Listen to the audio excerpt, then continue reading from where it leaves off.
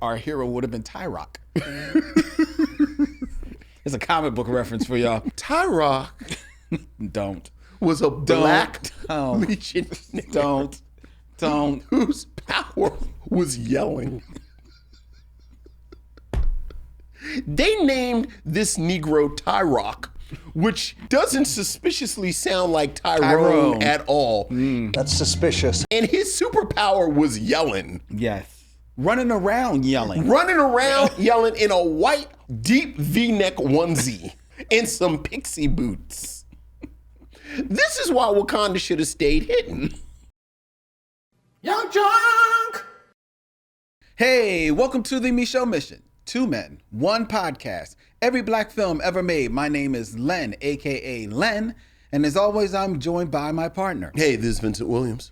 It's the holiday season, boys and girls. Yes. And that means it is time for Vincent and I to dip into our bag and bring out a movie review as a special gift to you.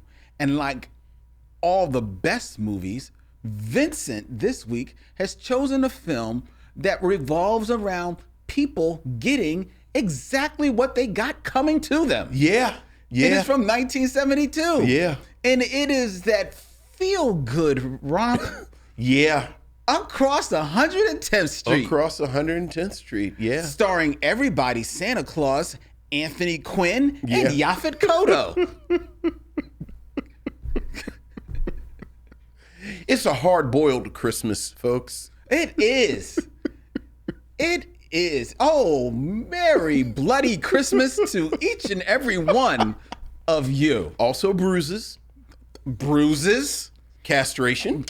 Oh my God. Castrations. Plummeting. Plummeting from great heights. Plummeting from great heights. The fun never stops. Yeah. Across yeah. 110th Street. Yeah. Tonight here on the Micheaux Mission. The systemic misery of racialized poverty and how it funnels you into bad choices and worse choices. Joy to the world. And that's the true meaning of Christmas, Charlie Brown.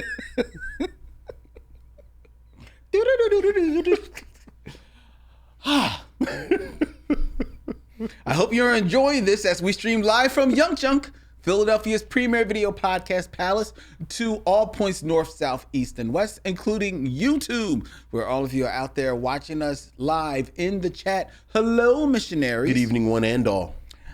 I have to say, Mr. Jokey Joke, though, coming after Cornbread Earl and me, no one gets shot in across 110th Street. Okay, that one lady gets shot. Mm-hmm. Okay, that one lady gets shot is probably not the best way to start it. But the vast majority of people who get shot in this movie had it coming. Yes, So including the shot that ends the movie. it's a movie. Ends with a bang. Oh boy. Well, with a silencer, but kind of a bang. Across 110th Street. Ho, ho, ho. Bobby Womack said he ain't singing no Superfly. He ain't singing no Shaft. Nope. He ain't singing, Nope. This is across 110th Street. Nah, we keeping it real. That's right. You know how snow is 3 days after it snowed? When everyone has walked through it, and it's like melted, and then refroze. And dirty. Like, dirty, like people drop their trash in it, and then it freezes in there. That's across 110th Street. It sure is. Yeah. It sure is. Yeah. And that's what we got for you tonight. That's right. Because we love you. Because we love you. But first, Vincent,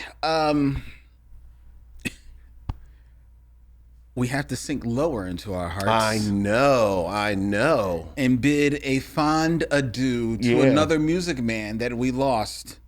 And that would be one Carl Carlton. Yeah. Who passed away this past Sunday, December 14th. You may know him affectionately, missionaries, as a singer-songwriter best known for his hits Everlasting Love, but even more so, she's built, she's stacked, because she's a bad Mama Jama. Ooh, such a lovely hair. That's my favorite line in the whole song. Carl Carlton, who began his career in the mid-'60s as Lil Carl Carlton. Because he was young. Yes. Born in Detroit. That was a marketing ploy to capitalize on some vocal similarities to Stevie Wonder that people thought that he had. Ooh, similarities is doing a lot of work in that sentence. And it's been fired. But he would do a release the cover version of Everlasting Love in 1974 that skyrocketed to number 6 on the U.S. Billboard charts. Good song. But Bad Mama Jama became a hit in 1981. Yeah. Peaking at number 2 on the soul charts and earning Carl Carlton a Grammy Award nomination for Best R&B Vocal Performance at the 24th Annual Grammy Awards.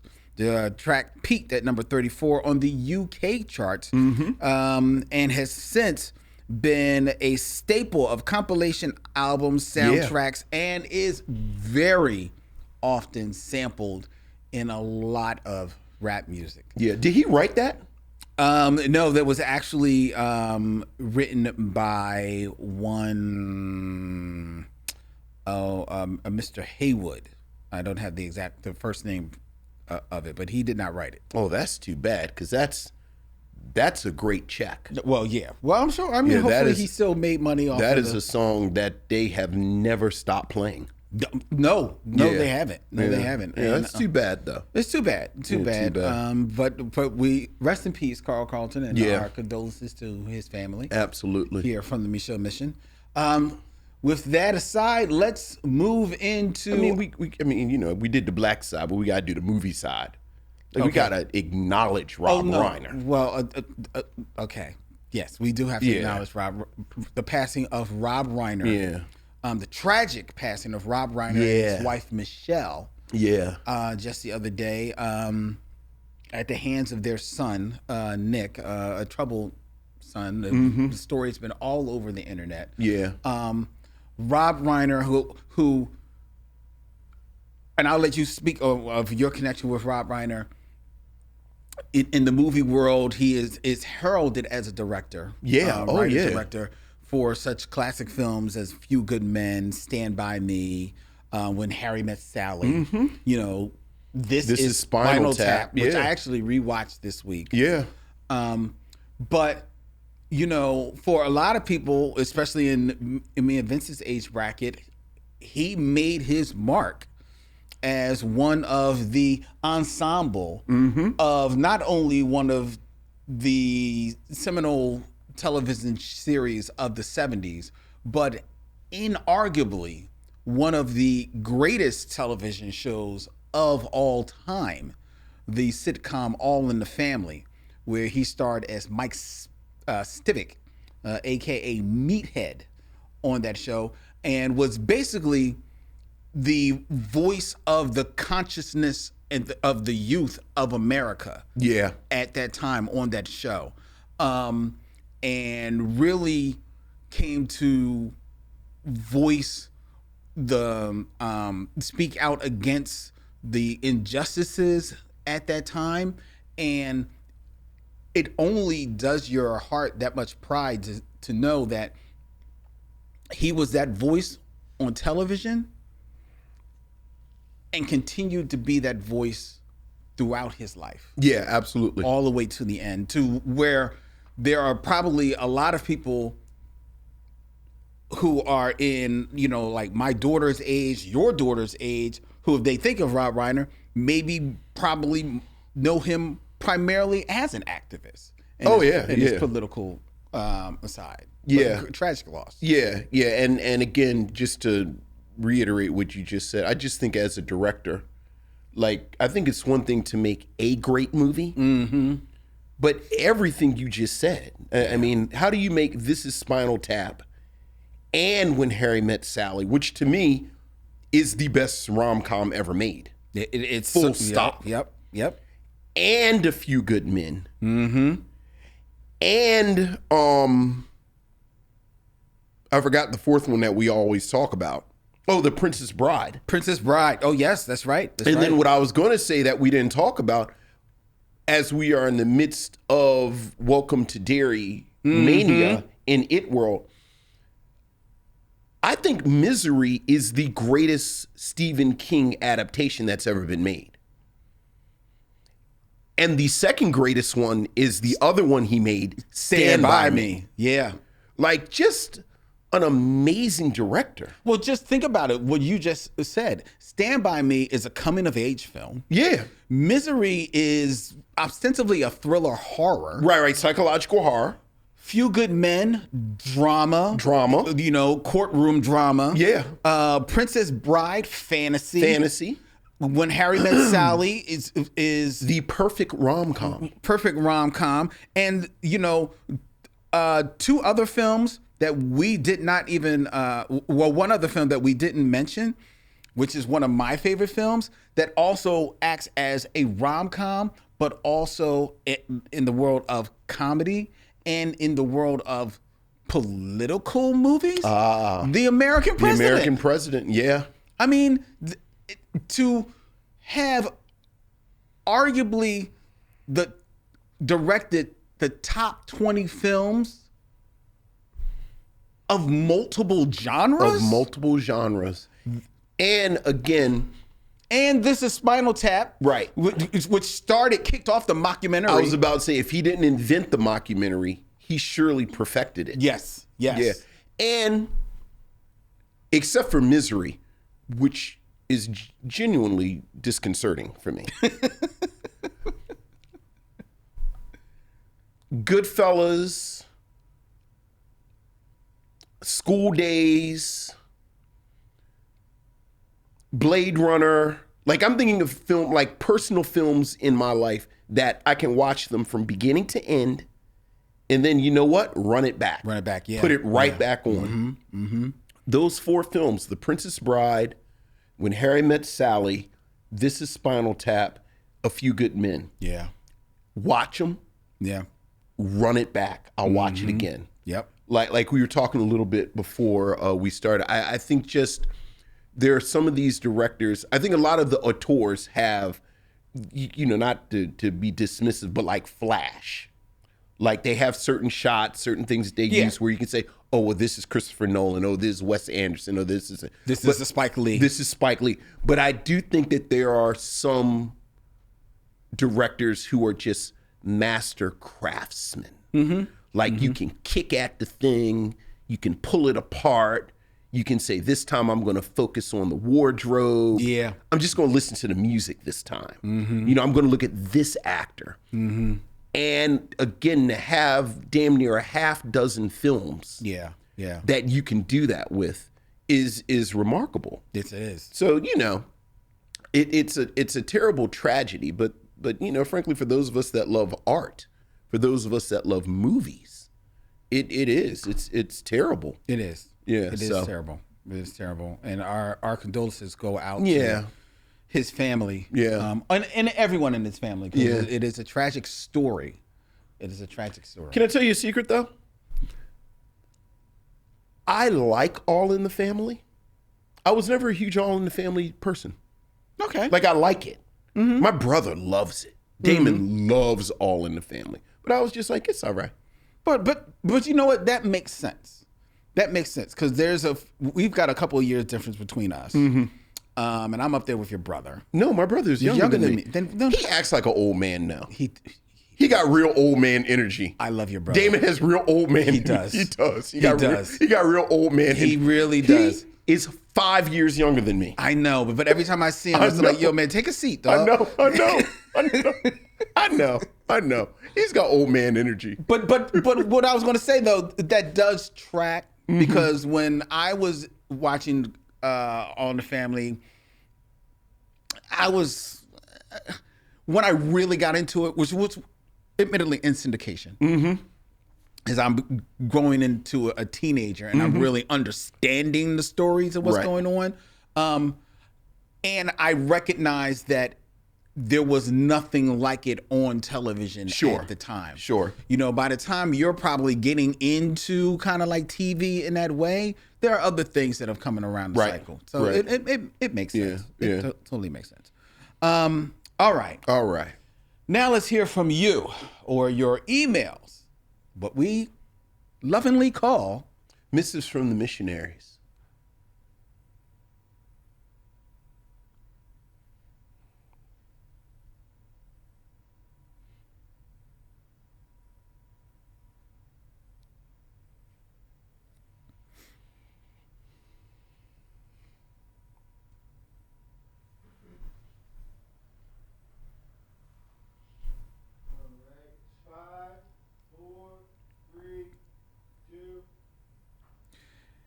Hey, Vincent, we got an email from Corey P. Hey, Corey. Greetings to Len, Vincent, and the missionaries. This weekend, I decided to watch Stir Crazy for the first time, and I have some thoughts. Okay.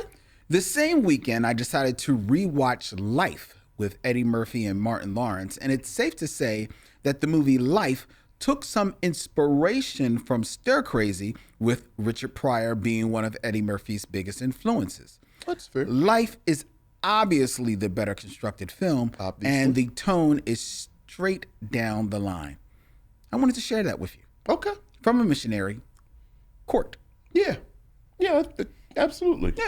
Yeah, absolutely. I mean, and I think the most important thing is that Life is an infinitely better movie than Stir Crazy. Oh, God, yes. Which, while Stir Crazy is not that great, really just speaks to how good Life is, though.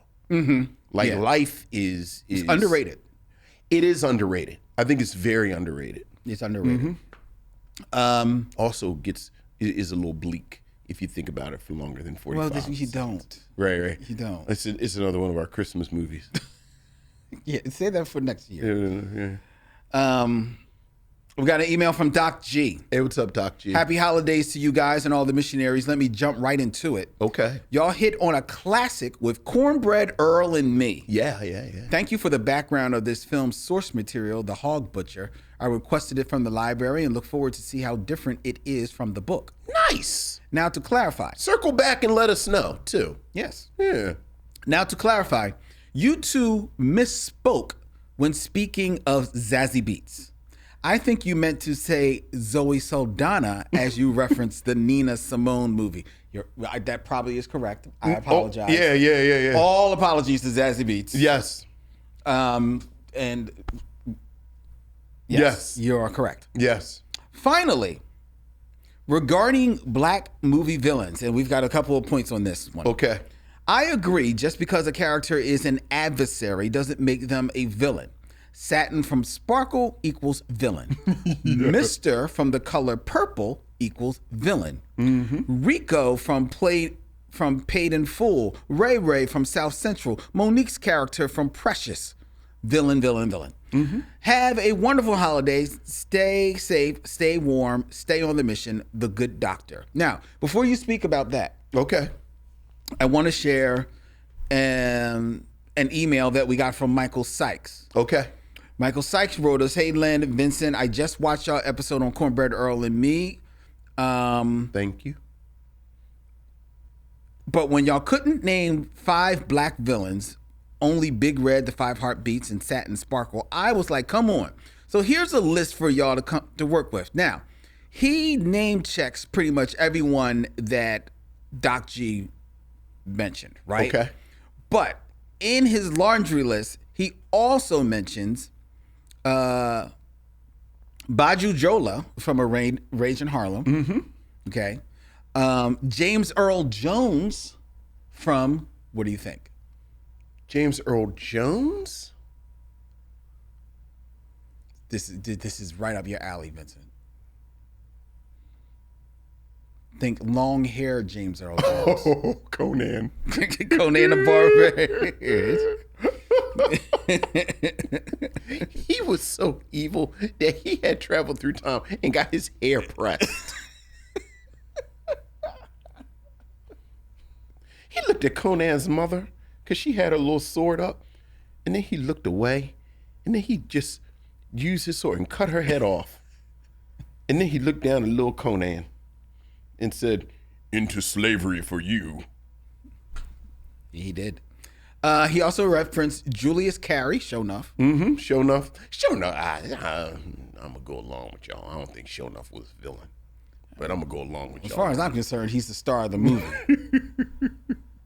Yaphet Kotto from Live and Let Die. Yeah. Oh yeah. Oh yeah. Okay. That's a good one. Wesley Snipes in The Demolition Man. Yeah. Yeah. I disagree. You disagree. Wesley Snipes saves The Demolition Man. Wesley, he's having the most fun.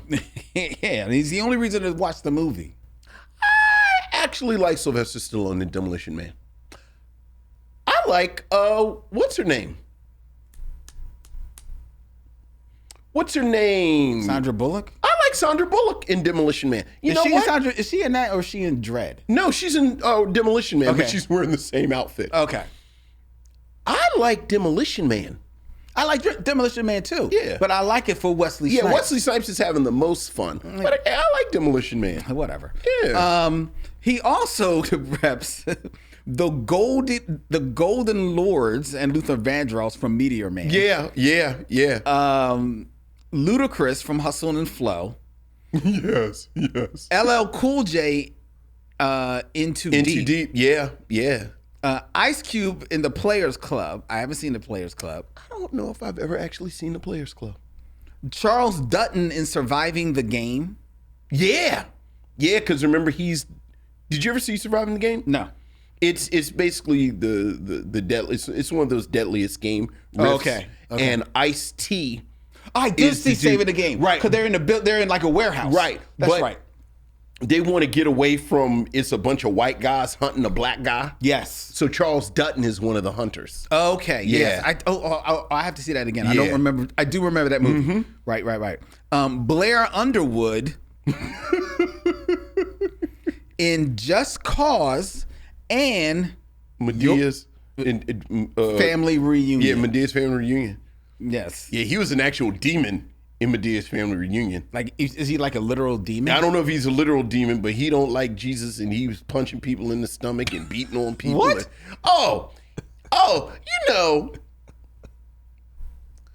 There's a part of me that feels like Tyler Perry listens to us. Like, there's a little part of me that feels like because I do feel like he's adjusted some stuff as the years have gone on and we've been on. But like that early Tyler Perry, where like it's like, why were you even dating this dude? Oh yeah, he's absolutely terrible in Medea's Family Reunion. And also because this black villain thing it hit people. Sure. We heard from George Kimona, Hey George. who says T'Chaka is actually the worst black villain from the Black is Panther. the villain. Because I've heard this read before. he kills his brother and abandons his nephew, which creates a supervillain. Yeah. I'm sure folks will disagree, but he should have done better. Yeah, I've heard this read before of T'Chaka, and I do think there is. You know, I hate when people call shit Shakespearean to make it seem fancier than it is. But there is something Shakespearean A little bit of, yeah, you gotta about like this admit. sort of the sins of the father. Mm-hmm. And then this next generation is sort of dealing with the repercussions of it. And T'Chaka being isolationist and everything that goes along with that. But, you know, I'm also of the belief that Wakanda should have stayed isolated because like the world was gonna mess it up. I hear you. I think the more the argument, Like I get why. Oh yeah, I get it. Yeah, sure. See, but I honestly don't think like that, people need to be glad I wasn't on that council. Wearing like a giraffe head in a cape Of course, you have to have it. that like Ruth Carter designed. Of course. But I don't think the argument is so much against them Like a giraffe, like not staying isolated. Yeah. I think more the argument is about they could have done more for our people. maybe secretly. Yeah, they Okay. could have. Yeah. They could have. Sure, they could have blew up some, stopped some of them boats from pulling off. Yes, absolutely. And they should have. I think that's the Okay, argument. and that would have been. I'd have said, okay, but can we stay hidden? Which I would have been fine. Right. I would have been fine. Right. Okay. All right. And then our hero would have been Tyrock. It's a comic book reference for y'all. Tyrock Don't. was a black legionary. Don't. Whose power was yelling. They named this Negro Tyrock, which doesn't suspiciously sound like Tyrone at all. And his superpower was yelling. Yes. Running around yelling. Running around yelling in a white, deep V-neck onesie. And some pixie boots. This is why Wakanda should have stayed hidden. Okay. Okay. We got an email from Ron Covington. Okay. Len, Vince, thinking about your conversation about top black screen villains, I add Mr. from The Color Purple, of course. Of course. On another note, what are your top black films based on novels that work? I read Hog Butcher by Ronald L. Fair, the basis for Cornbread Earl and Me, and really liked it. My top novel adaptations are Cotton Comes to Harlem by Chester Himes, In the Heat of the Night by John Ball, I always forget that's a novel. Yeah. Devil in a Blue Dress by Walter Mosley, Yeah, he took one of mine. and the TV movie A Gathering of Old Men by Lonnie Elder III. Yeah. I'm anxiously awaiting the adaptation of S.A. Cosby's Razorblade Tears. Oh my God. Rumored to star Idris Elba. As always, keep passing the mic, Ron Covington. Oh, Ron. I am so looking forward to that. Yeah. That's was Razorblade Tears. Yeah, Razorblade Tears. I thought they were adapting the other novel. I thought they were adapting Blackboard. Look up S.A. Cosby real quick. The guy who wrote it. And his first novel. It's like Blacktop. You see it? Looking it up, his first novel is Blacktop Wasteland. I thought they were adapting Blacktop Wasteland. Either one is perfect. S.A. Cosby is amazing. Is it like just hard boiled? Like, imagine if Chester Himes was born in the 80s in the South. And he has these two remarkable crime novels that, as Ron said, they're in the midst of adapting right now. And I told you about them because you know it's one of these novels that, like, I was reading it on vacation, and like I wasn't even going to the beach or getting ice cream. Like I was like, y'all just go ahead. I'll be right here. I'll catch up. Yeah. They both Blacktop Wasteland and Razorblade Tears have both been optioned for films. Yeah. However, Jerry Bruckheimer is among the group that won the film rights in an auction. For Razorblade Tears. And Razorblade Tears is going to be a series. It's not, because I know one of them I thought was going to be a series. It's not saying here. So it looks like they've both been optioned for film. And I am very much looking forward to them. But to add to his list, I will see his Devil in a Blue Dress. And since we're doing TV movies, I'll raise him Always Outnumbered, Always Outgunned. Okay. Which is Walter Mosley's Socrates Fortlow series that they adapted the short stories into the HBO film with Lawrence Fishburne. Very good. Very good. All right, we got one more email, Vincent. All right, this has been Literary Missionaries. Yes, it has. Love it.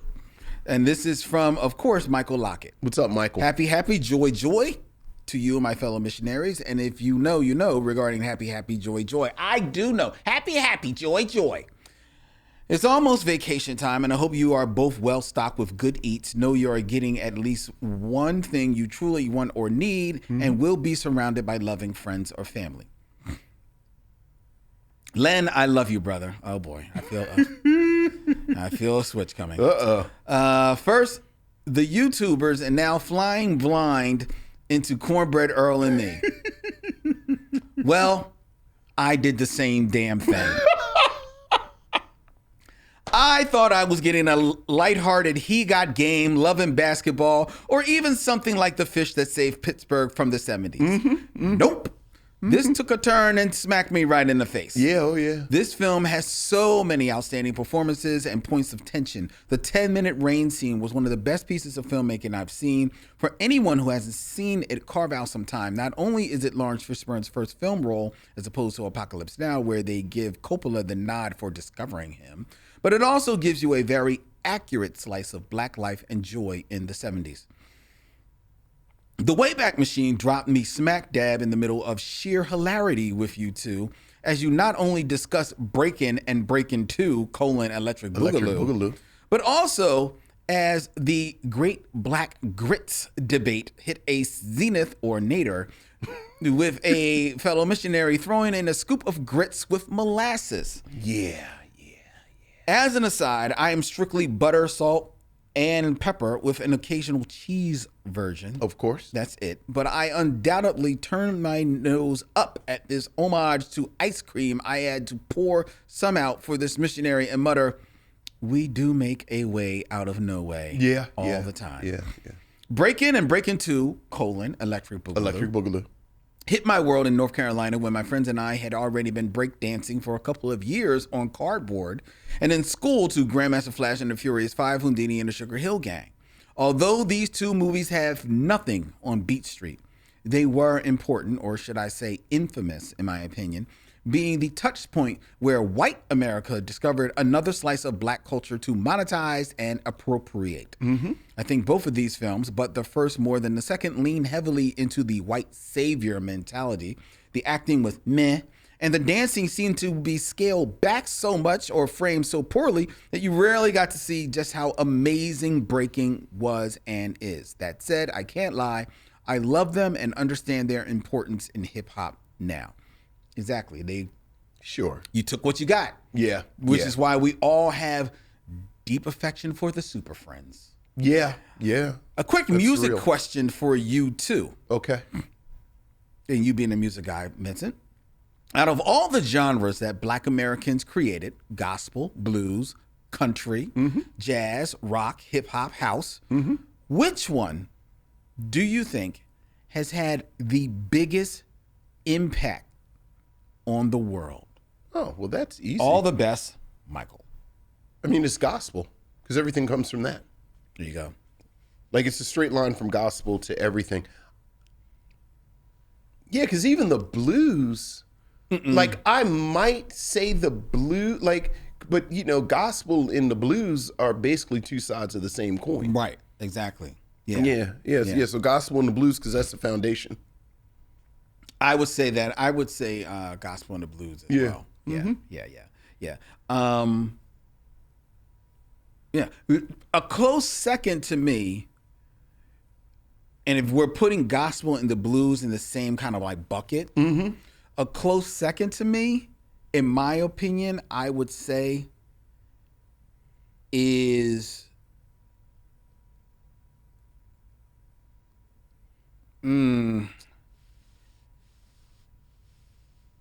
I would say hip hop, and I honestly recognizing that hip hop owes its birth to gospel, blues, jazz, rock. It does, but I think in the way that hip hop has become a voice for people to have to tell their story out there, I think that has been it's the reason why it has sustained.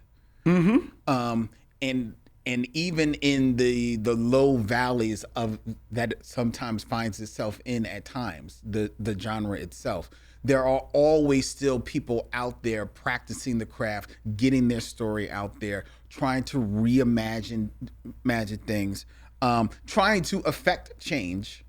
So yeah, I would say hip hop. Wait, what was the original question? The original question is, which of the genres that Black Americans created, which had the biggest impact? The biggest impact on the world. I might be splitting hairs. Because I think impact is more foundational. What I would argue is that hip hop is the most important. And for me, that is different because I think hip hop, and we need to go ahead and get off of this. I think hip hop really offers, or almost created a almost postmodern toolbox. Mm-hmm. Whereas certainly other art forms utilize almost a mosaic practice where I pull from this and I pull from that. But hip hop, if it wasn't the first, and I think you can make an argument it is the first, it was certainly the most far-reaching art form that formalized that practice. I think so, absolutely. Where I can pull from this, I can pull from that, I can take this, reconfigure it, mm-hmm. I can recontextualize it, mm-hmm. and create something new. Wholly different. I can go backwards, I can go forwards, yes. I can be referential, I can create something new. And this is a formal part of the practice mm-hmm. of creating this art form. So even like we're talking about the music, yes, but I do think just as a sensibility, as a philosophy, the way we function in this world in the 21st century, and I would say even the late 20th century, is through a hip hop lens. Yes. Whether yes. people want to acknowledge it or not. And, certainly people don't want to acknowledge it. Of course. But I would, I think I would argue that hip hop is certainly the most, I mean, hip hop is just the way to navigate this world. It is. Like with all this information, everything's coming at you. You got to mm-hmm. figure out this, you got to do this, you got to do that. So I would say it's the most important, but then I would say, like I said, blues and gospel are the most impactful. But again, I'm literally going to stop talking because we gonna have to settle in if we really gonna. Yes, yes. But that's a good question. It is a very good question. That's who's that? That was Michael. That was Michael Lockett. Yeah, Michael, you're gonna have to make your way to Philly and get some brews and some chicken wings, or we will have to make our way to him. Make our way to him too. Yeah, he's got a whole setup. Go to see Michael Lockett. Right. So, As a matter of fact, let me. I skipped over this part. Okay. But going back to Michael Sykes' mm-hmm. Email, he wrote in the beginning that, hey, I just watched y'all's episode on Cornbread Earl and me. Mm-hmm. And in regards to missives from the missionaries, he said, part of the episode, I have to give a shout out to Michael Lockett. Okay. His emails are always fire, and I love hearing y'all read and respond to him and the other missionaries. Yeah, it's an intra-Michael communication. Yes. I like that. From one mic to another. Yeah. So, all right. That has been our emails. If you want to have your thoughts shared here on the show, like Michael Sykes, Michael Lockett, Corey P., Ron Covington, and all the rest, feel free. Send us an email at micheauxmission@gmail.com. That's MICHEAUX, MISSION@gmail.com. You just did like the first season of Gilligan's Island. I did, didn't I? And all the rest. Here on the mission. I know the professor and Marianne probably fired their agents. How we in all the rest? Look, they were there because they didn't know whether or not the show was going to last more than one season. I'm just saying, we're not good enough to be like. Why are we all the rest? When the show went to color, their names were there. Right, with their new management. Yeah. All right. And look, and Mary is Marianne the last man standing? The what you mean alive? Yeah. I think Marianne's she might I think be. Marianne's the last man standing. Right. So it's sort of like Otis is the last temptation, and they actually are coming to see Otis. Yes. So like Marianne, now it's Marianne and all the rest. Yeah. And Marianne, I don't even think she does conventions. I mean, she's got to be 137 years old. Hey. Okay. Shout out to Dick Van Dyke, who turned 100 years old. Yeah. You a Dick Van Dyke fan? I love Dick Van Dyke. Me too.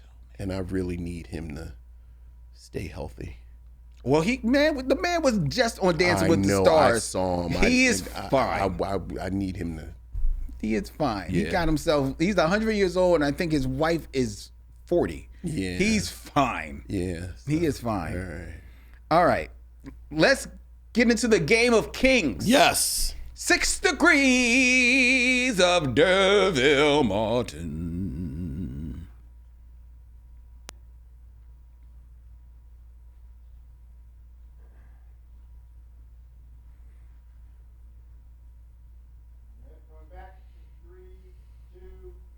Six Degrees of Derville Martin, where I give Vincent 2 actors and he has 6 films or less to connect them to Derville Martin, the man still alive in our eyes. He would have got them off Gilligan's Island by the end of the episode. They could have floated on his mustache. They could have floated on his mustache. All right, Vincent. All right. I took it easy on you this week. Okay.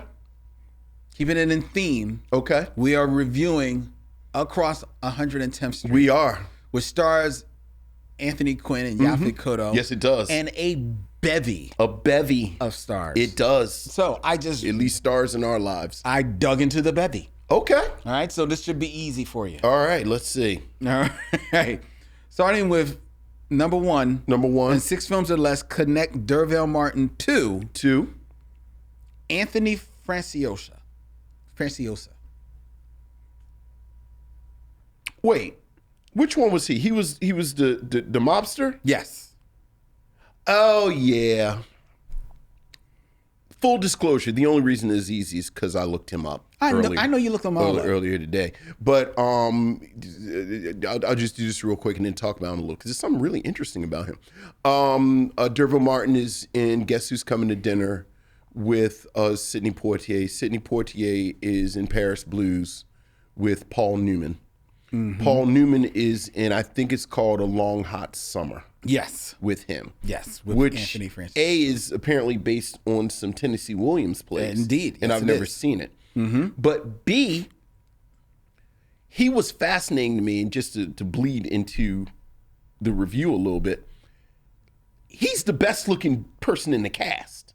Like, he kind of sticks out. Mm-hmm. And I was like, wow, he kind of looks like, but even that's perfect. When we get to the review, I think he's perfectly cast. I did not know there was a Matt Helm television series. Yes, he was Matt Helm. He was Matt Helm. Yes, he was. I know you're ambivalent about the Matt Helm films. The movies, yeah. They suck. Oh, you're bugging. But they suck. I think Dean Martin phones it in towards the last couple of movies. But the first 3 Matt Helms? Were there 5? I think there were. I didn't think there were that many. I don't think there was that many Matt Helm films. Now we got to look up Matt Helm films. But they suck. I don't care what you say. They don't suck at all. They are a fun time. No, they're not. They are. You like Flint better than? Yes. And mind you, there were 4 Matt Helm movies. Yeah, I think the Matt Helm films are fun. No, please. No. What do you mean, oh, please? Okay, that's your opinion. Right, You're right. That's your opinion. To figure out why you're so dismissive of him. Because I love Dean Martin. But he's definitely phoning them in. They are, and he's phoning them in, but he's phoning them in to a way that you're supposed to just like have a level of dispel of belief when you're watching these films. Sure. Because they're spoofing the James Bond movies. James Bond films, right? Flint, the Flint movies, the Man from U.N.C.L.E. TV show, Get Smart, they're spoofing James Bond. Yeah. And they're heightened within the world in which they are set. Okay. Like, you know, Flint, nothing's going to go wrong with Flint. Right. He is always the smartest, coolest, baddest dude on the block. I mean, James Coburn. Right. Yeah. Dean Martin phones it in so much that he might as well just be talking to the screen. And it becomes distracting, and with all the other buffoonery going on around him, it just becomes too stupid. There are 4 Matt Helms. Yes. I'm a ride with the first 2. And in full disclosure, they all blend together for me. I do know that at some point I kind of am like, all right. But at least the first 2, I ride hard with Matt Helm. Okay. But I did not. Did you know about this television show? I knew about it. I've never never caught seen it. Yeah. I've never seen it. But Anthony Franciosa, you're right. He is so good looking in Across 110th Street. Remember, I had never seen this film, right? But I knew that actor. Yeah. So when he shows up, I'm like, oh, that's dude from, and I'm watching like the first 15 minutes. What is the movie that I know him from, right? And I recognize this is 1972. He's got this gray hair, and I'm like, man, that gray hair looks fake. Like, cause I know him. He's a young dude. And then I remember he's in A Face in the Crowd. Oh, The movie with the Andy Griffith Yeah. film. And I'm like, well, that movie is like from the early 60s, late 50s, early 60s. And he's in this movie. He don't look like he aged a day. He's going to be a vampire in this movie. I just swore he's going to be a vampire in this movie. Because you're right. He outside of the what looks to be fake gray hair to me, he might as well be a 35-year-old man running around this movie. Gritty and grimy and hard boiled, and everybody's just sort of dog-eared, and then he shows up. I know. Look at all fly. I know. It's camel. But I think that's part of it. Well, we'll talk about that in the review. Yes. All right. So there you go. Well done, Vincent. All right. Okay. Next, Pulling from the bevy of stars in Across 110th Street, in 6 films or less, connect Derville Martin to your girl, Gloria Hendry. Yeah. And it's so gritty in here. She's only in here for one scene and gets roughed up. Oh, Gloria Hendry is ridiculously easy because She's in just pick a film. Derville Martin from the 70s. Derville Martin is actually in Black Caesar with Gloria Hendry.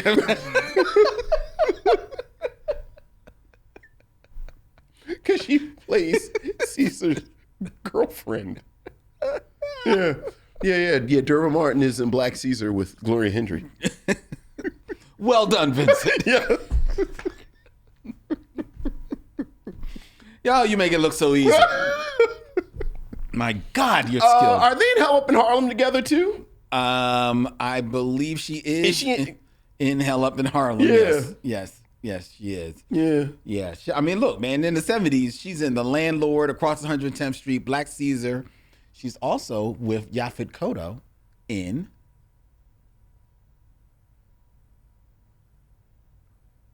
it's the film they did after this. Live and Let Die. Right. I have played with choosing Live and Let Die for years. It's considered a blaxploitation film, according to our friend Josiah. You definitely see that's what they were doing. When's the last time you saw Live and Let Die? It's been a minute. Easily 30 years. It's funny. The letter said Yaphet Kotto as the bad guy in Live and Let Die, and I always forget that because I always, of course, think about Jeffrey Holder. Like I had nightmares about Jeffrey Holder. Yeah. See, I'm not a Live and Let Die person. I don't know if there are Live and Let Die people, but that's because I don't like Roger Moore. I don't know if there are Roger Moore. There aren't. Well, no, there are James Bond people. There are some people. Because I have learned that you get in where you get in. And there were people that when they were born or found movies, Yes. Roger Moore was their James Yes, Bond. I am people. I am people. I thought James Bond was corny until I saw a rerun with Sean Connery. But I thought Roger Moore was corny well, he is. until I saw reruns of The Saint. Well, here's the thing. I saw reruns of The Saint, and I still think Roger Moore. You is don't like corny. The Saint? No. Why don't you like The Saint? Well, because that was on at the same time as The Prisoner, and what I'm going to watch, The Prisoner or the Saint. you know you can watch both of them, right? I can, but why? Okay, The Saint is pretty good. It's not that good. The Saint is It's pretty not that good. You need to rewatch The Saint. I've tried to Yeah, watch. yeah, The I've Saint- tried to sit down and watch The Saint about 3 or 4 times over the years. I like The Saint. Okay. Yeah, I like The God Saint. bless you. I like The Saint better than his James Bond movies. I'll give you that. It's Yeah. better than that. Yeah. But I still think he's corny. Yeah. I would take the Saint Roger Moore over Timothy Dalton As James Bond. as James Bond and Pierce Brosnan Pierce Brosnan as James Bond. as James Bond. Well, I see.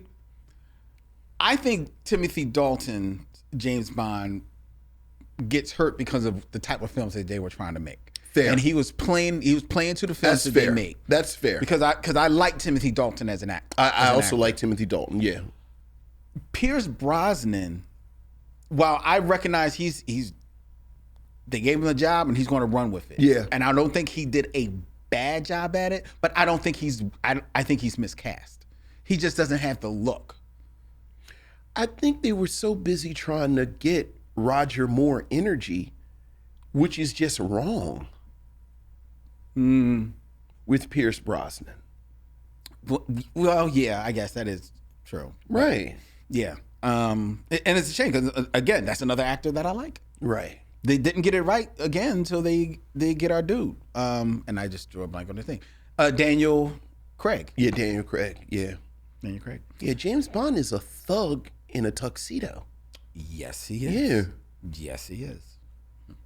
All right. All right. Well, that's been 6 Degrees of D'Urville Martin. All right. It is now time for us to move into our review of Across 110th Street.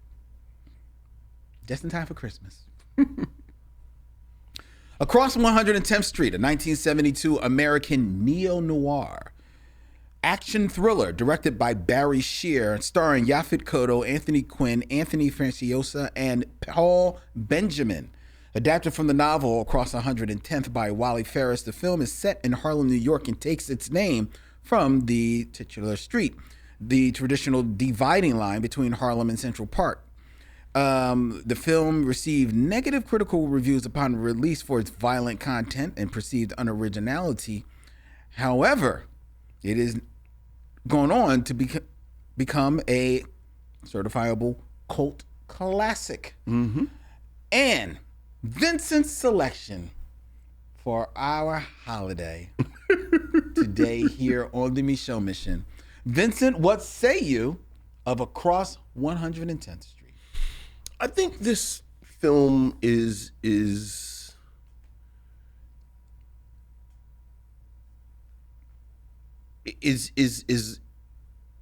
a mixed bag in a lot of ways. Like there are parts of this film that I absolutely love. There are parts of this film that I like, and then there are parts of this film that I understand the initial reservations towards it, and frankly, the muted response that it gets when we talk about these 70s films. I think the film starts out with the real kind of narrative high wire act where there's a heist that goes wrong.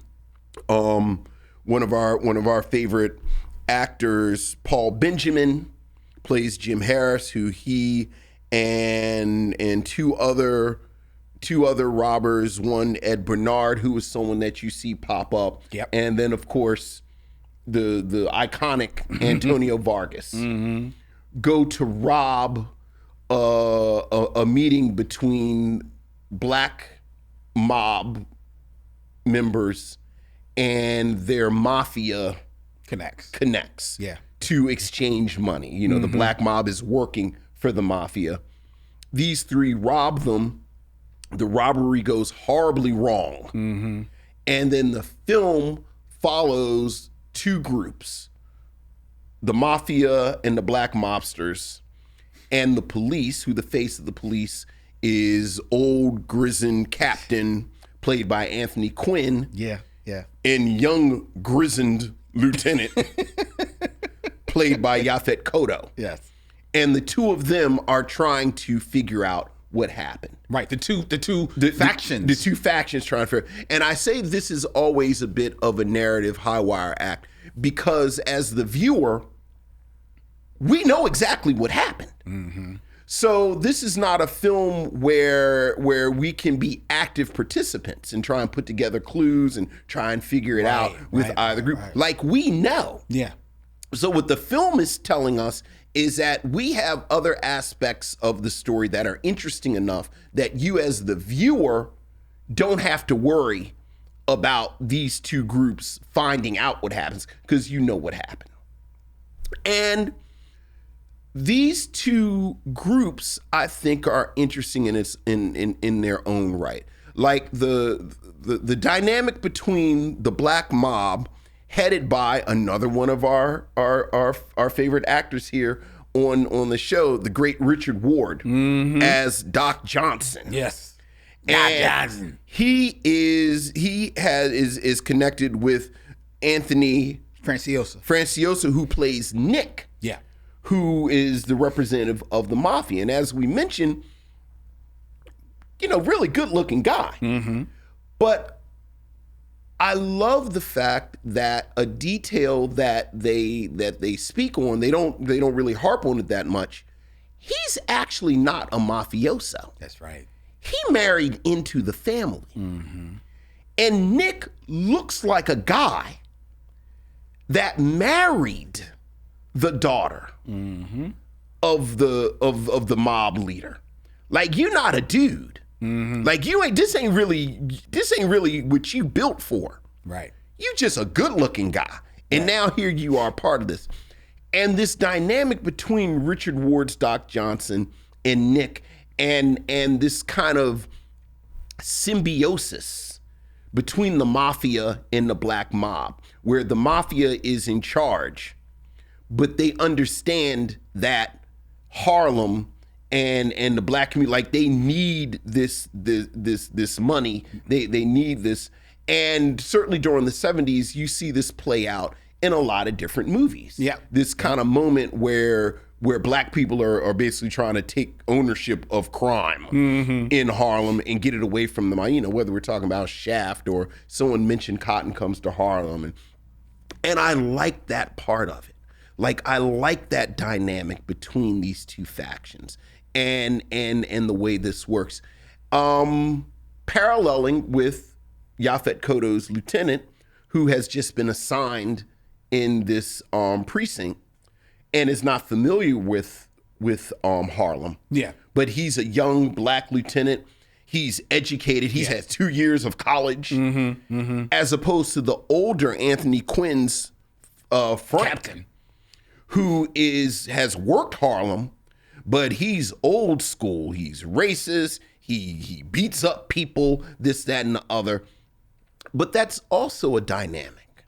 So watching that dynamic, I think, is enjoyable. Then you have the robbers themselves and this community. And you know, between Paul Benjamin and Ed Bernard and just the people revolving around them, I could have watched that for 2 hours. Just the two of them in this hard scrabble Harlem.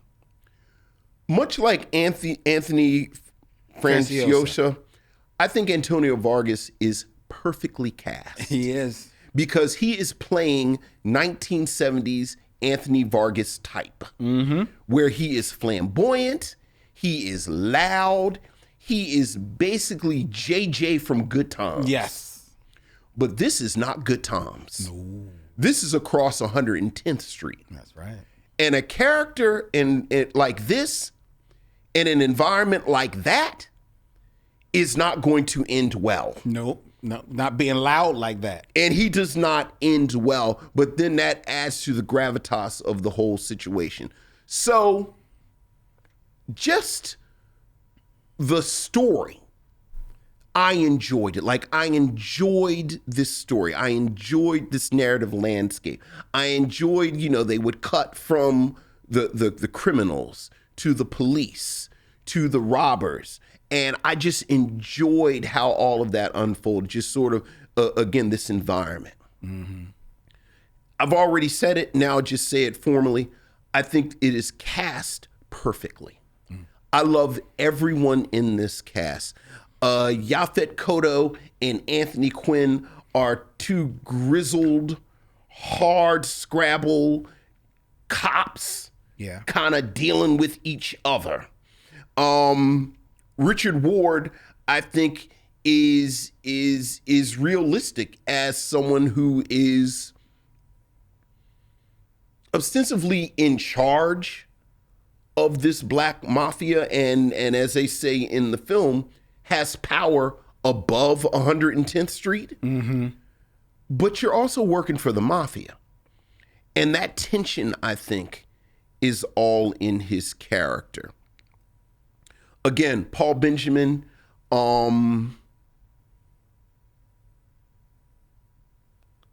am sure I've seen Paul Benjamin better than I've seen him in this film. But I think this might be the meatiest role that I've seen him. Like, oftentimes he's a character actor, he's a side actor, but this was a real opportunity for him to be in the foreground. Mm-hmm. And I thought he really captured, we joked at the beginning, this sort of systemic racism and how people are funneled into bad choices and worse choices.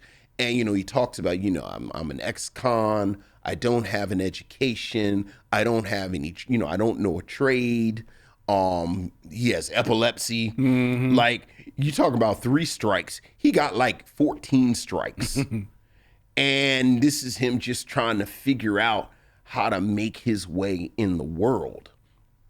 And this overarching, again, just kind of grittiness, I thought was refreshing for someone who loves these 70s films. Like these kind of blaxploitation films, and like there's nothing flashy about this. As I mentioned, this is a real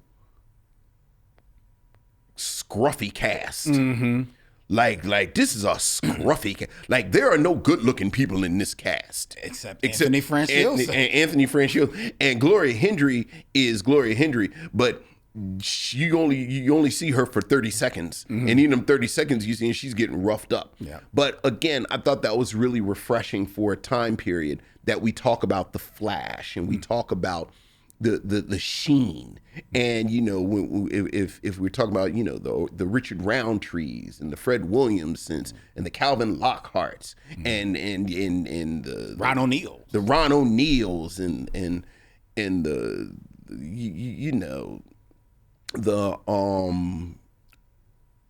I just forgot Jackie Brown's name. Pam Grier. The Pam Griers and, all these amazingly good-looking people. Yes.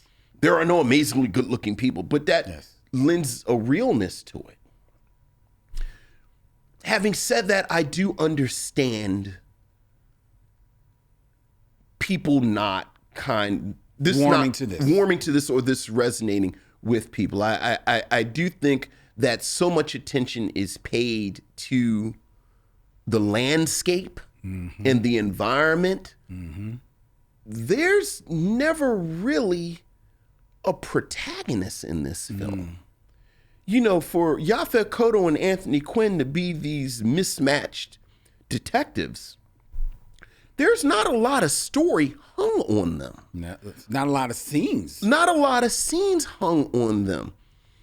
Paul Benjamin and his 2 compatriots who have robbed these mobsters, not a lot of story with them.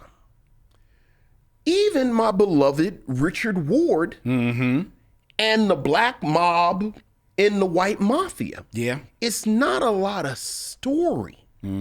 So that I do think that there is a critique of this film that there's no there. Like there's nothing there for me to kind of hook my way into. Like in a lot of ways I always say, and I think I've said this about Shaft, like my favorite part of Shaft is the environment that Shaft goes through. Right. And like in a lot of ways, I don't even need Shaft. Right. I just need That world. The world. But you do need Shaft. Like you do need a guide. You do need a point of view. You do need a perspective.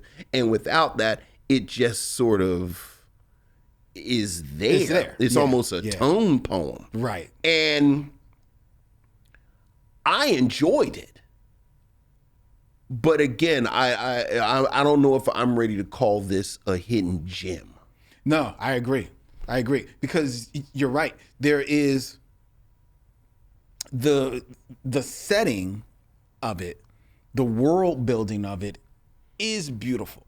1972, I think blaxploitation is just really starting to rev up. So it's important to point out that Anthony Quinn, decidedly the star of this film. He is the name. He is the name first on the call sheet. Right. And he is an executive producer on this movie. This is blaxploitation in genre only. Yeah. This really is a major motion picture, MGM motion picture release with Anthony Quinn starring in it. The cinematography, the directing of this is top-notch movie making for 1972. Yeah, I need to talk about the direction. Go ahead. So you want to highlight that immediately, which means that now you've got all these black actors who have a moment to shine. You're talking about this being one of the more meteor roles that Paul Benjamin has. This is probably one of the meteor roles that Richard Ward has had in films as well. Yeah, right. yeah. Yaphet Kotto was still young in his career at this time, so for him to be standing next to Anthony Quinn in this film is like it's saying something, right? All of them are saying something. Anthony Franciosa has been a character actor for a little bit of time at this moment, but he definitely stands out. He stands out in this film. But with all of them there, you don't know, where am I supposed to be putting my allegiance? Who am I supposed to be following? Right.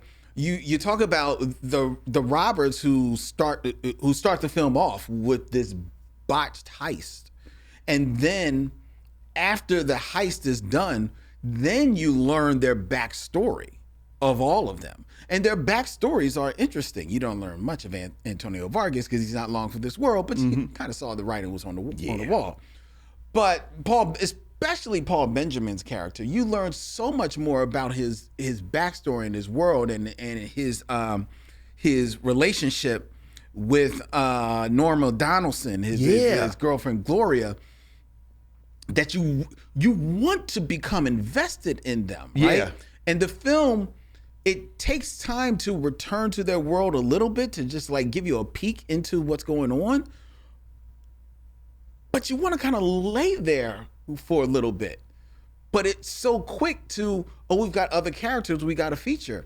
And then in the world building of it, building up the world of crime in Harlem, because you talk about the numbers runners, the black numbers runners, that gang.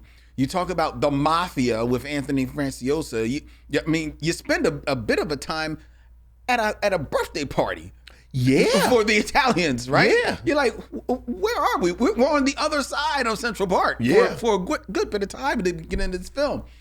But there's so much time spent building up that world and building up Antonio Franciosa, because you said, like, yes, he doesn't look like he belongs, but he's of this world. Right. And he seems to be a bit of a psychopath. Yeah. In how he gets down, because he's dressed to the nines. You expected him to be kind of the one pointing his thugs. No, he's getting in there with his hands. Well, I think he's overcompensating. Well, like he's clearly overcompensating. I think because he's a pretty boy. I think he's overcompensating, but I also think this is part of his makeup, you know, and probably a little bit of the reason why, you know, like he's of the family, but he ain't in the family because he maybe a little bit of a loose cannon, right? But the movie spends time building that up, that you forget for about good 20, 25 minutes. Oh, wait a minute. Where are Anthony Quinn and Yaphet Kotto? Right. You got to catch up with what's going on over there. And then, mind you, you're catching up with them as they're trying to figure out what happens. Anthony Franciosa is so busy just knocking off people, but he's knocking off people because the black gang, the numbers runners, they've got a dude who's playing detective on their side. Right. And he's a better detective than Yaphet Kotto and Anthony Quinn. I was going to talk about maybe it's because that. he's throwing some money at it, but he actually is following clues. Yeah. He is the one that is running down this situation. Put a pin in that. Go ahead. Were you? But I'm just saying, so much of that is going on. You don't know who to hang your hat on, and just kind of like, and I don't think the movie knows. Right. And that's to the detriment of this film. And I'm watching Paul Benjamin, and you're right, this is probably one of his media roles. Paul Benjamin has always had, to me, you know, and he definitely is right there, you know, at this time. You know, his contemporaries are, not Yaphet Kotto, he's a little younger, but his contemporaries are Sidney Poitier, Harry Belafonte. Those are his contemporaries, right? Moses Gunn, those are his contemporaries. But he's always struck me as having like a little bit of different energy to his acting.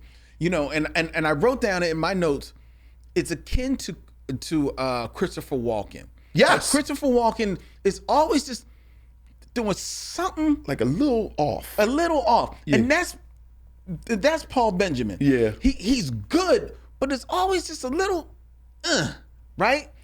And here, that is like, you want it, because like he's the leader of the gang that pulls off this heist, yet he seems to have this truly affectionate relationship with his girlfriend. He's dealing with all of these issues of insecurity in his head, the health issues and everything that he's got going on. He decidedly did not want anyone to die, yet he damn near is a serial killer by the end of the film. Yeah. I just wanted to live in his world. Like, across 110th Street, for me, could have easily just been him pulling off this heist on the numbers runners, and the numbers runners tracking him down. Right. You didn't even need the police. I didn't need anything else. Yeah. I didn't need the mob. I didn't need the police. I didn't need Anthony Quinn, you know, just beating up witnesses. I didn't need Yaphet Kotto acting like he gives a damn. I didn't need any of that. Just give me Paul Benjamin and the numbers guys, Doc Johnson. I'd have been happy. Yeah. But unfortunately, there's 80 other people in this movie. Yeah. And that's the problem. Yeah, it's funny. You know, I've read a couple of reviews where they talk about there's this commentary on corrupt police and policing tactics, and I do think it's there. It's there. You know, it's there. You know, like you said, Anthony Quinn. Anthony Quinn has taken bribes, and there's a dirty cop at one point, and Anthony Quinn's beating up on people. But I think the greatest critique of policing is what you said.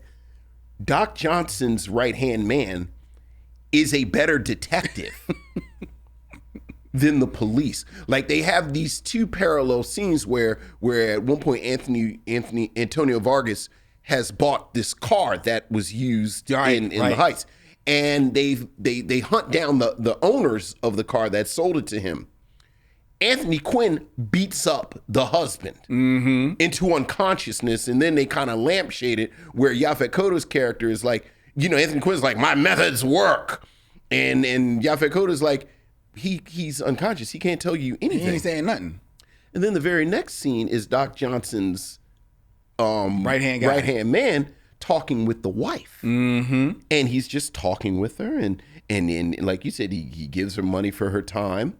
But he gets results. And it's so funny because when you have these dual investigations, Doc Johnson's crew is always a step ahead because they know this world. Yes. They know how to talk to people, this, that, and the other.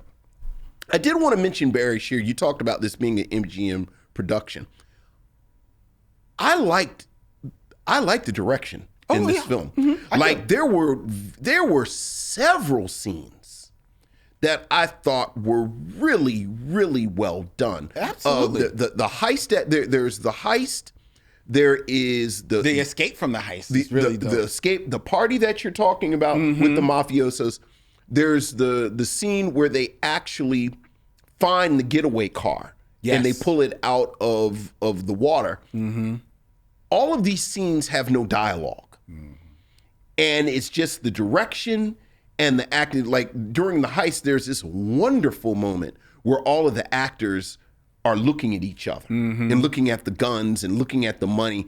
And it's just great. And then there's an amazing shot that actually reminded me of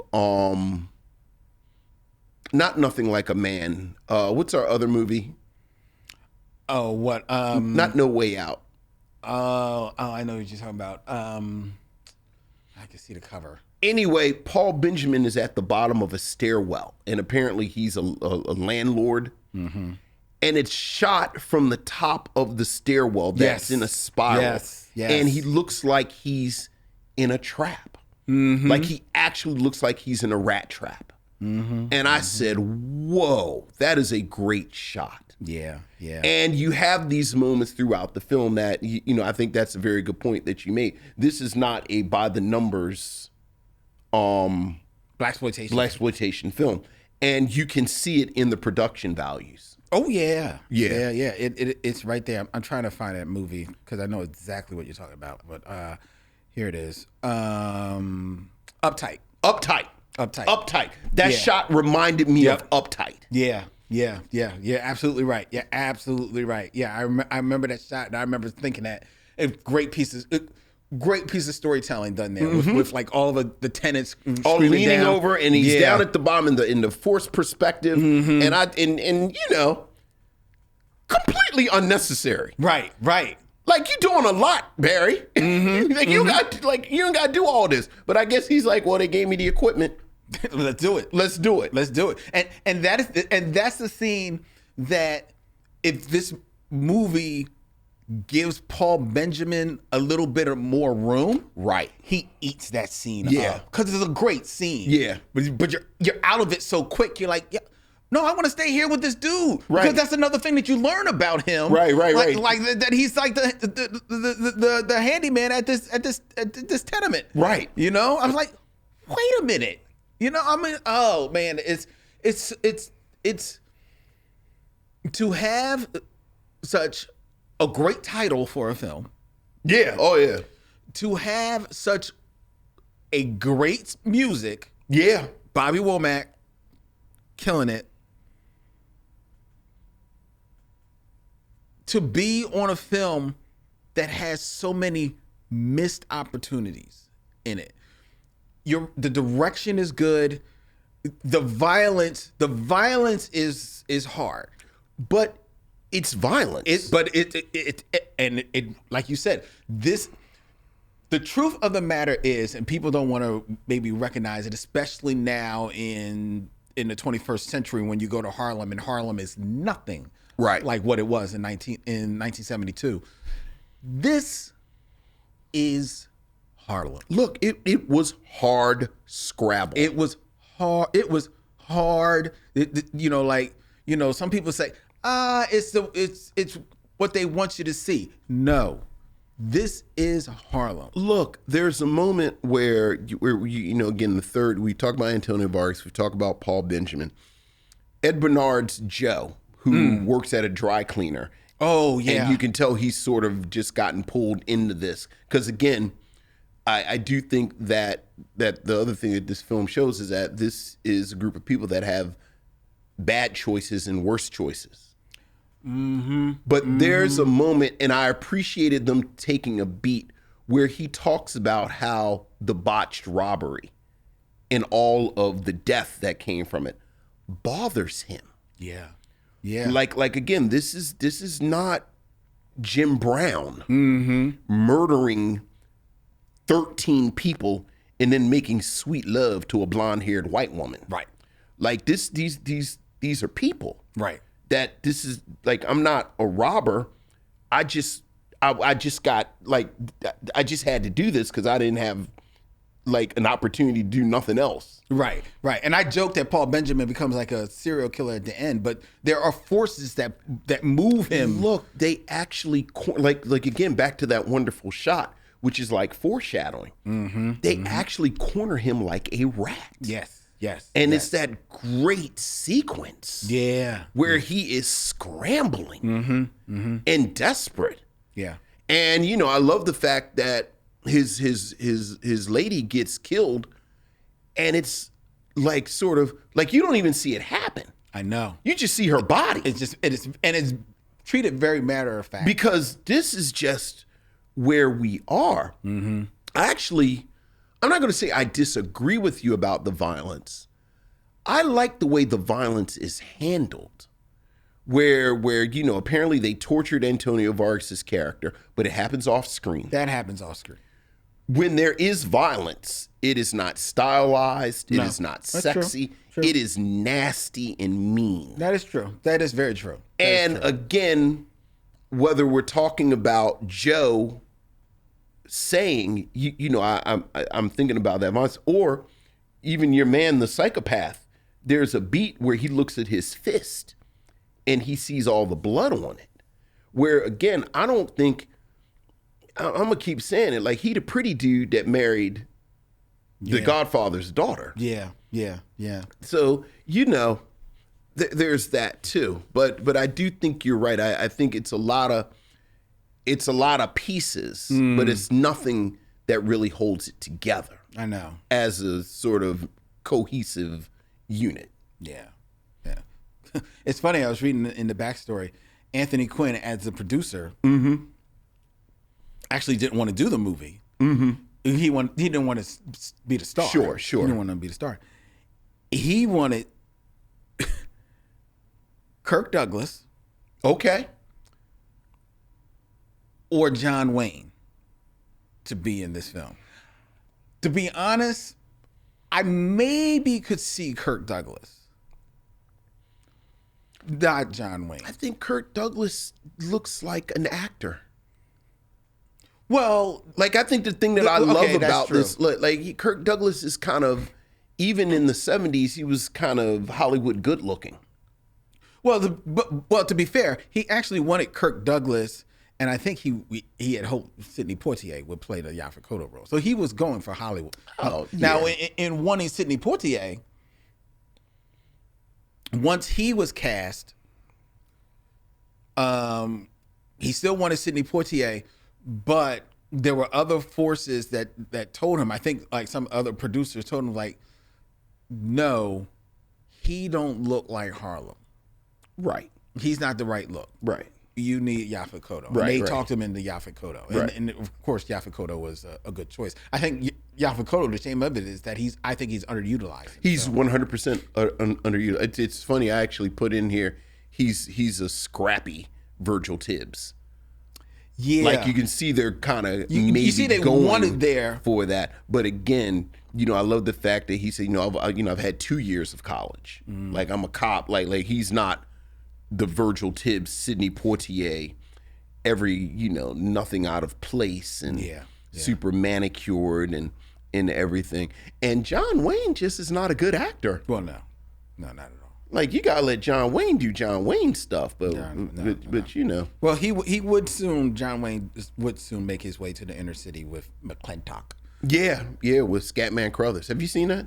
No. It's a weird movie. Well, okay, I will take your word for it. It's a weird movie. I long ago, after learning some stuff about John Wayne's personal life, sworn off John Wayne movies. Look, I don't know how, and I never really liked him that much in the movies. I don't understand how you draw these lines with these old ass actors, and all you watch is old. Like, everybody in your movies are racist and anti-Semites. Everybody you watch is racist and an anti-Semite. You know who isn't though? Anthony Quinn. No, Anthony Franciosa. Yeah, you saw he marched with Dr. King. Yeah, I know. Yeah. I know he wasn't an anti-Semite. But besides him, Anthony Quinn wasn't. Not Anthony Quinn. I mean all your people on TCM. First of all, Anthony Quinn is on TCM. Yeah. All right. Like, and not all my like Wuthering Breath of Wind. Shut up. Everybody in that film is an anti-Semite and a racist. Gregory Peck was not. Okay. It was not racist. Okay. How you feel about Jewish people? He wasn't anti-Semite. Okay, all right. Anti-Semitic either. I'm just asking. He wasn't. Catherine Hepburn wasn't. Spencer Tracy wasn't. Okay, all right. You right about them too. I could go down the list. Cary Grant, Jimmy Stewart, Billy Wilder. You know, I think Cary Grant was passing. No, not Cary Grant. I think Clark Gable was passing. Was passing? Passing. Mm-hmm. Probably. Yeah, Cary Grant. All right. And I'm not the biggest Clark Gable fan either. Yeah. I mean, I actually don't know much about Clark Gable except for Gone with the Wind. Jesus. Burt Lancaster was not anti-Semitic. Tony Curtis wasn't anti-Semitic. Jack Lemmon. A whole host of them. You are naming a bunch. Yes, you are naming a bunch. There's a few, and you keep naming them, and I'm like, yeah, that's right. Yeah, that's right. Now, he's cool. Yeah. Now, John Wayne,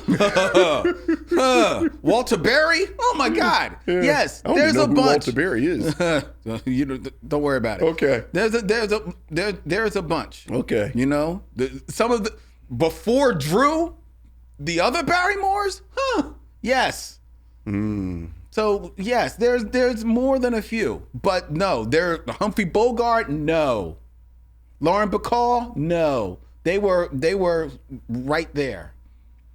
So not racist, not anti-Semitic, not anti-Semitic. No. I'm trying to think of a John Wayne movie. What's the big?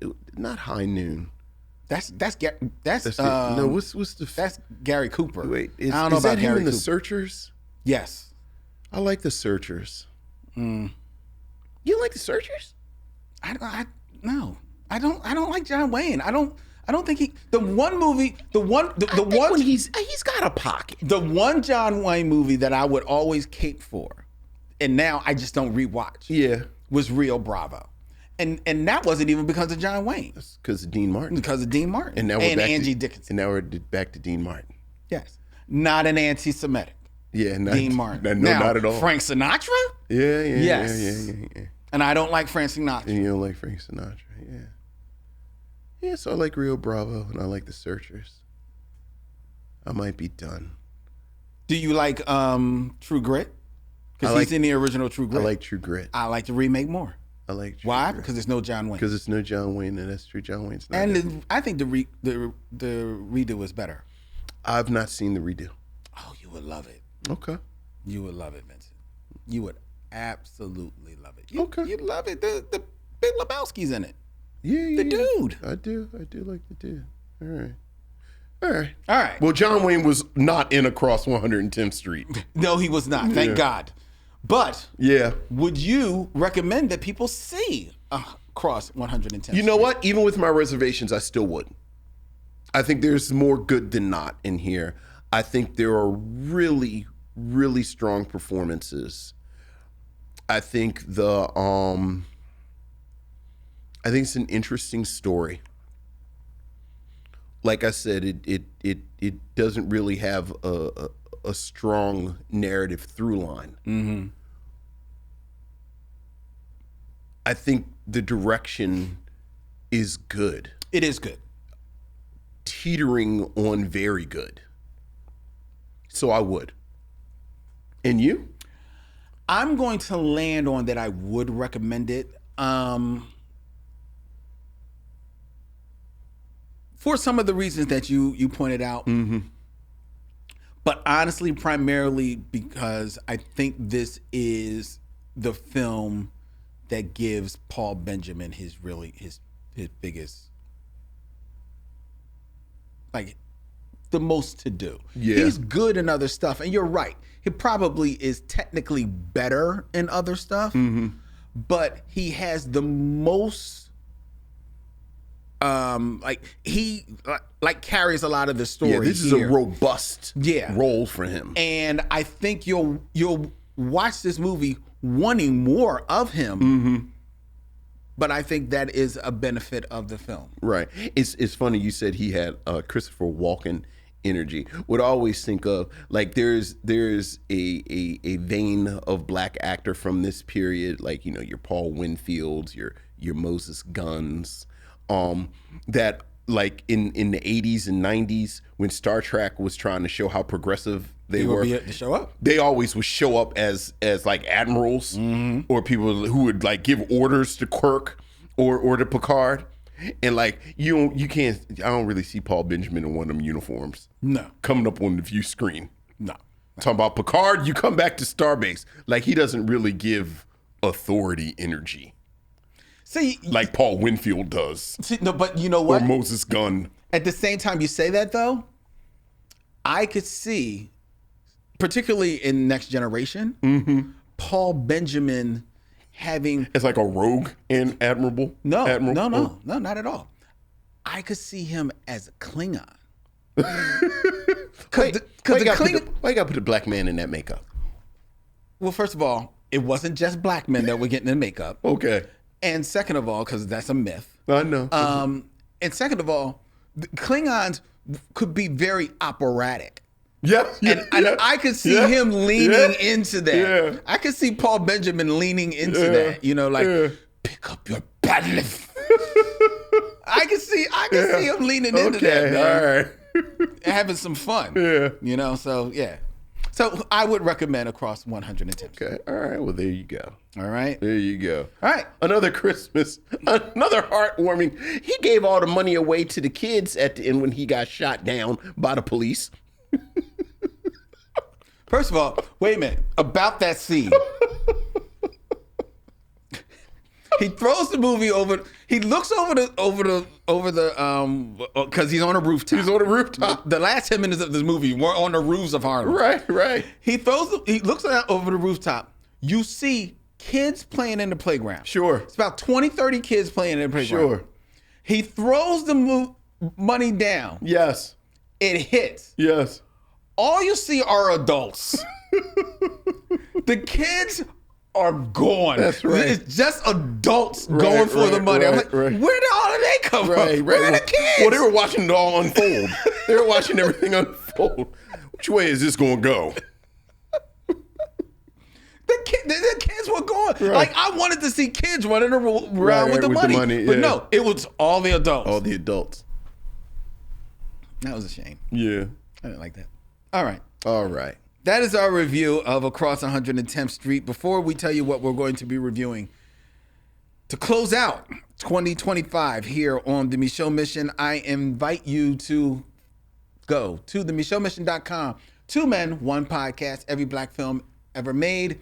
You can go there. You can find out all of our special events. We got a special event coming up next March that's already there for you to find out about with a very special guest. Yes, indeed. I'm not even going to tell you. I want you to go to the website. Check it out because tickets are on sale now. You can also find out where we got swag, get our t-shirts, mugs, sweatshirts, everything from our good friends at T Public.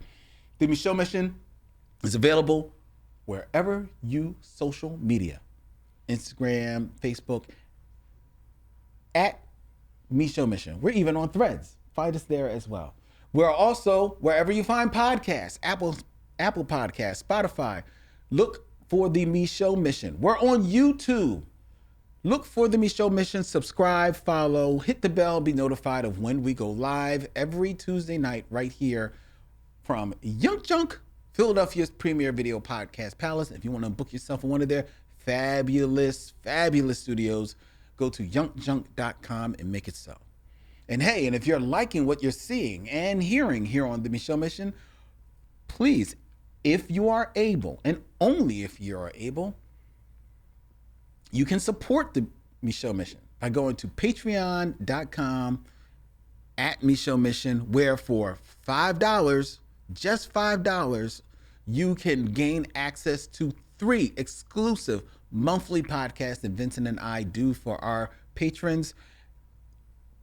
Please, it goes a long way to helping us with all the initiatives here on the Micheaux Mission. And if you cannot afford that, that's fine.